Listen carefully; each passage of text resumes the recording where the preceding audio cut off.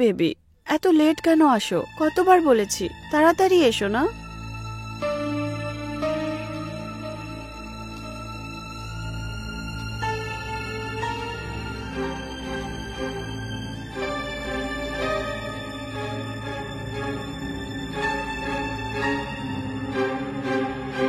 Baby, অফিসের কাজে তো এত ব্যস্ত থাকি, যখন সময় পাই তোমার সঙ্গে দেখা করতে তো আসি। আজকে তোমাকে দারুণ দেখাচ্ছে কিন্তু। Thank you. আপনি কে? আমি ওই ইলেকট্রিশিয়ান, ওই মিটার রিডিং করতে এসেছিলাম।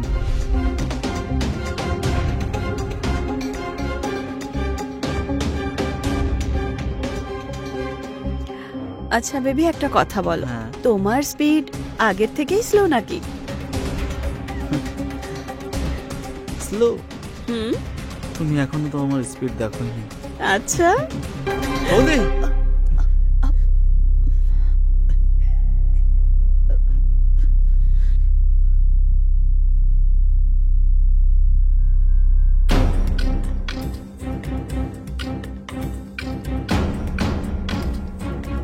আমি দাদাকে ফোন করে এক্ষুনি সবকিছু বলে দেব, যেটা সত্যি আমি সেটা বলে দেব। বৌদি, তোমার লজ্জা করে না এইসব কিছু করতে? হ্যাঁ, দাদার অবর্তমানে দাদা তোমাকে কতটা ভালোবাসে, আর তুমি ছি, আমার তো লজ্জা করছে তোমাকে এই অবস্থায় দেখে। শোনো, আমি এসব করতে চাই না, আমার এইসব ভালো লাগে না। কিন্তু একটা মহিলার মেয়ে শুধু ভালোবাসায় ভরে না, না, ওর অন্য কিছুও চাই। আর তোমার দাদার কাছে তো আমার জন্য টাইমই নেই না। তাহলে এসবও কার জন্য করছে? তোমার জন্যই তো করছে না? তোমার মতো মহিলার সঙ্গে ওনাকে আমি ঘর করতে দেব না। আমি ফোন করে দাদাকে সব বলে দেব। না সোনু, তোমার ভাইকে ফোন করো না। আমি সব বলে দেবো দাদাকে।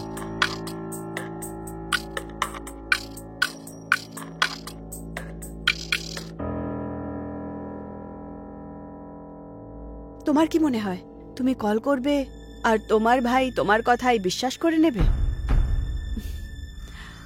ট্রাই করতে চাও? Try it. উনি শুধু আমার কথা শুনবেন। All the best.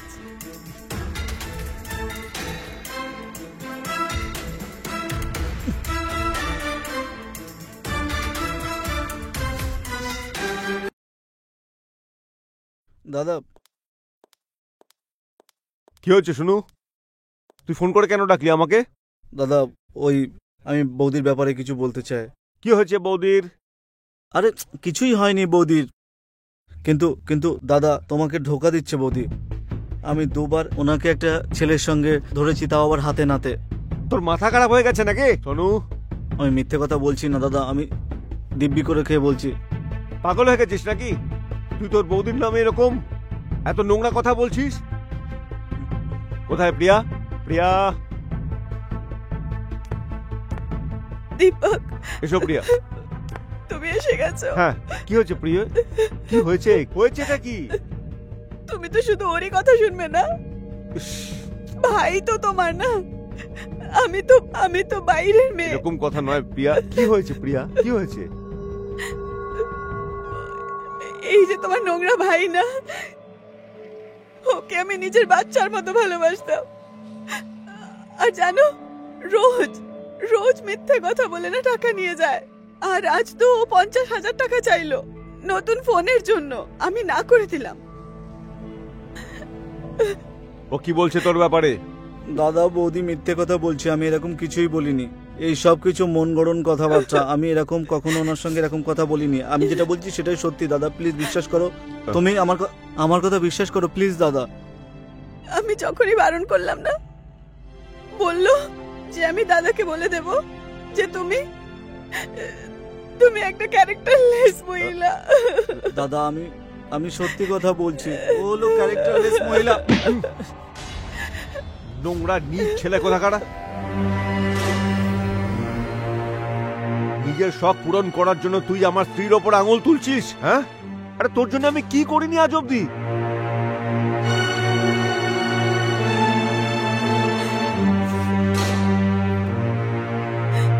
বেরিয়ে যা এখান থেকে।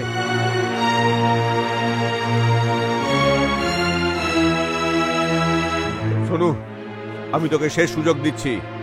দাদা আমি মিথ্যে কথা বলছি না। আমি তোকে কি বলছি এখন, নিজের ঘরে যা। আর দ্বিতীয়বার যদি তুই এই ধরনের কথা বলিস তাহলে আমি তোকে ধাক্কা মেরে এই ঘরের বাইরে বার করে দেবো, বুঝেছিস? দাদা প্লিজ আমার কথা বিশ্বাস করো। আমি তুই এখান থেকে চলে যা। তুই যা, যা নিজের ঘরে যা।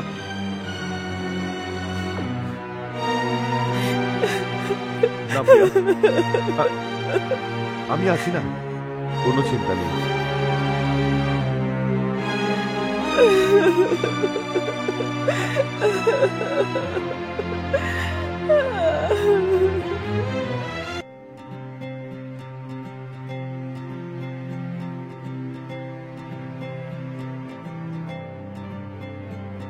আরে ওই শালা হারাম জাদা, তুই আবার চলে এসেছিস?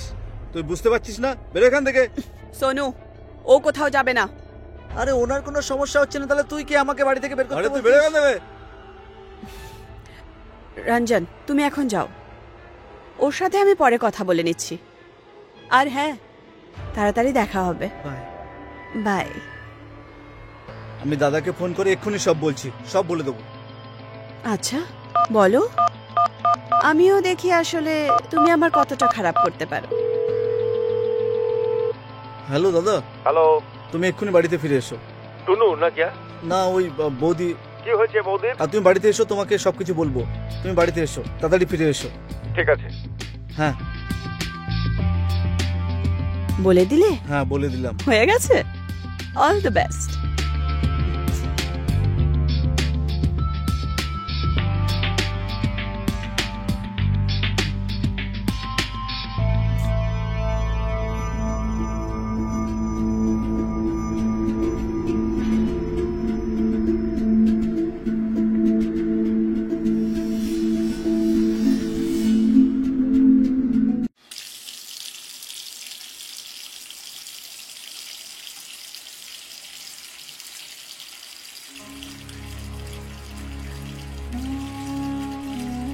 আজ প্রথমবার আমার দাদা আমার গায়ে হাত তুলল, তাও আবার ওই ক্যারেক্টারলেস মহিলার জন্য।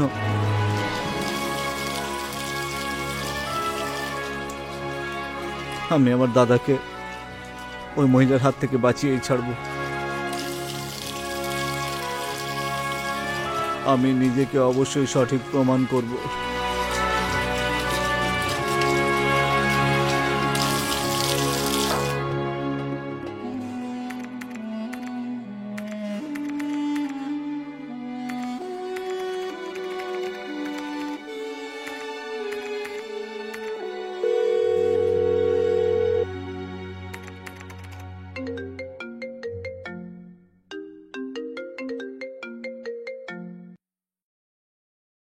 হ্যালো। হ্যালো দাদা, আমাকে ক্ষমা করে দাও প্লিজ। আমাকে বাড়ি থেকে বের করো না প্লিজ। আমার অনেক বড় অন্যায় হয়ে গেছে দাদা। আমি এরকমটা আর কখনো করব না প্লিজ দাদা। প্লিজ আমাকে বাড়ি থেকে বের করে দিও না। সোনু, তুই আমার ছোট ভাই, সেই জন্য তোকে আমি ক্ষমা করছি। হ্যাঁ দাদা। যদি দ্বিতীয়বার এরকম ভুল করিস তাহলে ঘর থেকে বের করে দেবো কিন্তু তোকে, বুঝেছিস? থ্যাংক ইউ দাদা। প্রিয়া, এটাও প্যাক করো। হ্যাঁ। প্রিয়া, হ্যাঁ, তুমি সোনুর কথায় কিছু মনে করো না কিন্তু। তুমি জানো তো ও একটা বাচ্চা। মা বাবার খুব তাড়াতাড়ি জীবন অবসান ঘটে। আমি জানি ও বাচ্চা, সবকিছু ঠিক হয়ে যাবে, ট্রাস্ট মি। আই নো, তুমি খুব খেয়াল রাখো ওর। হ্যাঁ, কিন্তু একটা কমপ্লেন আছে তোমার কি কাছে, হয়েছে? যে তুমি এইভাবেই আমাকে ছেড়ে সবসময় চলে যাও। তুমি বুঝতে পারতো, দেখো যে আমার ব্যবসার কাজ আর এই বিজনেসের জন্য আমাকে যেতে হয়, কিন্তু আমি না তোমাকে সত্যিই খুব মিস করব। আমিও।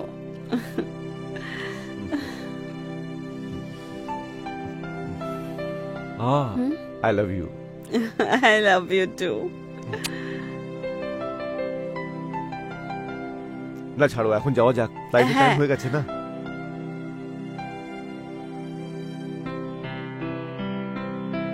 পৌঁছে ফোন করো কিন্তু। বাই। বাই।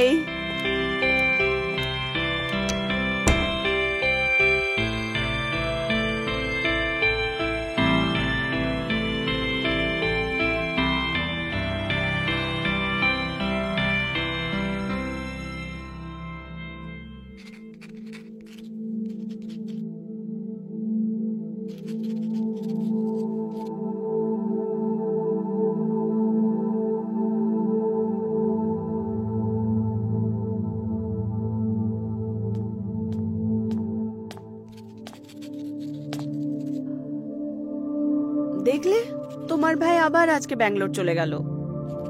এখন তুমি বলো, আমার রাত কি করে কাটবে? হ্যাঁ, আচ্ছা যদি তুমি চাও তো আমরা এনজয় করতে পারি। আর তোমার দাদা কোনোদিন জানতেও পারবে না।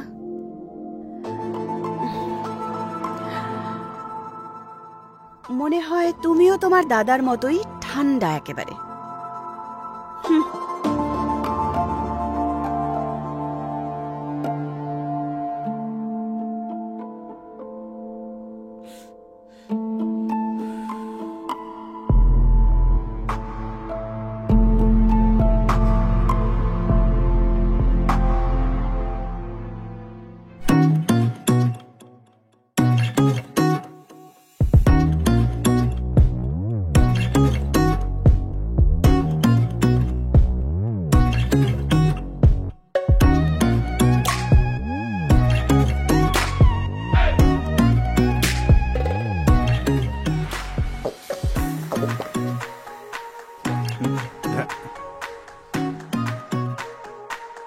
স্যার, আপনার পেকটা।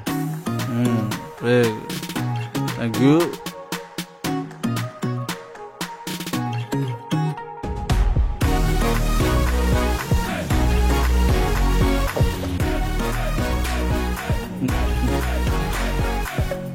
আমি আমার বৌদিকে ভুল প্রমাণ করেই ছাড়বো। শয়তান আমার দাদাকে আমার বিরুদ্ধে করে দিয়েছে।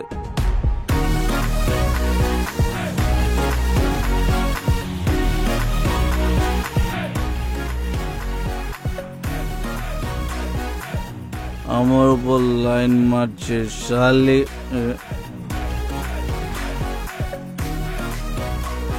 ওকে তো আমি ওর আসল রূপ দেখিয়েই ছাড়বো।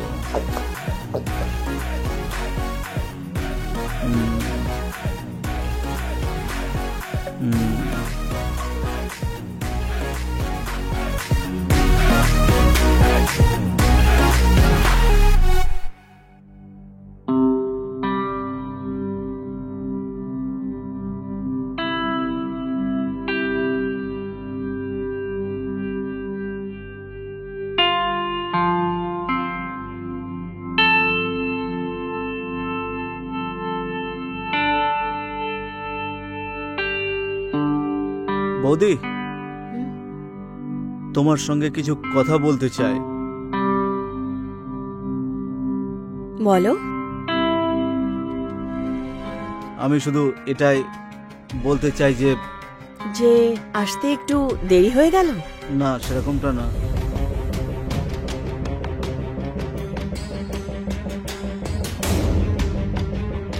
কিন্তু ভালোই হলো এসে গেলে। কিন্তু বৌদি, দাদা যদি জানতে পারে তাহলে। কি বেবি, দাদা কিচ্ছু জানতে পারবে না। তোমার দাদা না ঠান্ডা হওয়ার সাথে সাথে একটু বোকাও। যিনি এটাও জানেন না যে একটা মহিলা আসলে কি চায়। কিন্তু বৌদি, আমি বললাম না, কিচ্ছু না।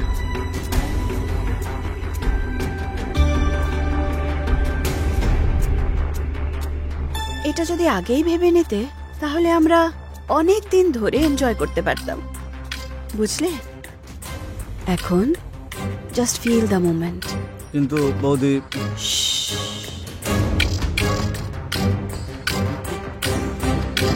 প্রিয়া,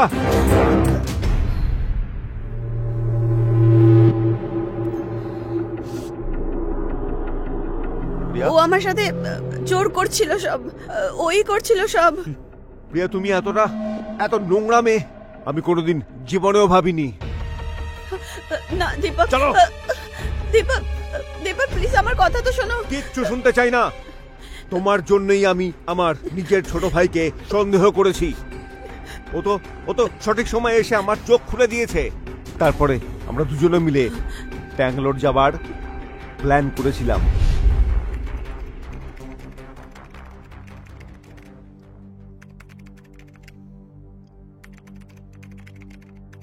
দাদা, হ্যাঁ, তোমার সঙ্গে কিছু কথা বলতে চাই। কি? আমি যা কিছু বলবো তুমি প্লিজ রাগ না করেই শুনবে, ঠিক আছে? হুম। দেখো, আমি জানি তুমি বৌদিকে খুব ভালোবাসো, আর সত্যি বলতে কি আমি ওনাকে সম্মান করি খুব, কিন্তু তোমার সঙ্গে ধোঁকা হোক সেটা আমি কখনোই মেনে নেব না। আসলে তোমার ভাই তো। তুমি শুধু আমাকে ব্যাস একটা সুযোগ দাও দাদা, প্লিজ, আমার সত্যিটা সামনে আনার জন্য। প্লিজ দাদা, একটা সুযোগ দাও।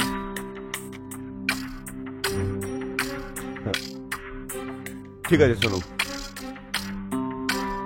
যতটা সম্মান আমি প্রিয়াকে করি না, হ্যাঁ, ঠিক ততটাই তোকেও করি আমি। কিন্তু মনে রাখিস, তোর কাছে কিন্তু এটা শেষ সুযোগ।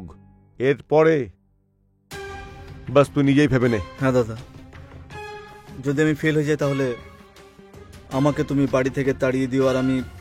আর সত্যি বলছি, আমি আমার দিব্যি দিয়ে বলছি, আর কখনো এই বাড়িতে ফিরে আসবোই না আমি। ঠিক আছে, তুমি শুধু একটা কাজ করে দিও। কি? তুমি শুধু বৌদিকে মিথ্যে কথা বলে দিও যে তুমি বেঙ্গালুরু যাচ্ছ। বাকিটা তুমি আমার উপরে ছেড়ে দাও, আমি সামলে নেব। ঠিক আছে, প্লিজ দাদা। ঠিক আছে, তাই হবে।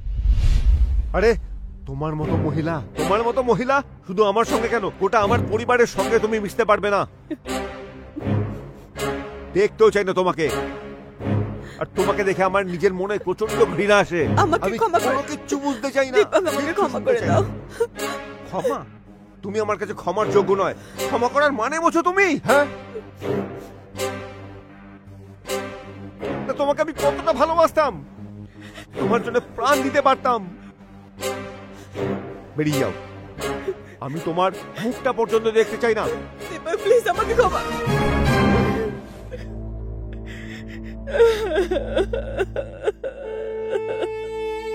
কাল সকালের মধ্যে এখান থেকে বেরিয়ে যাবে।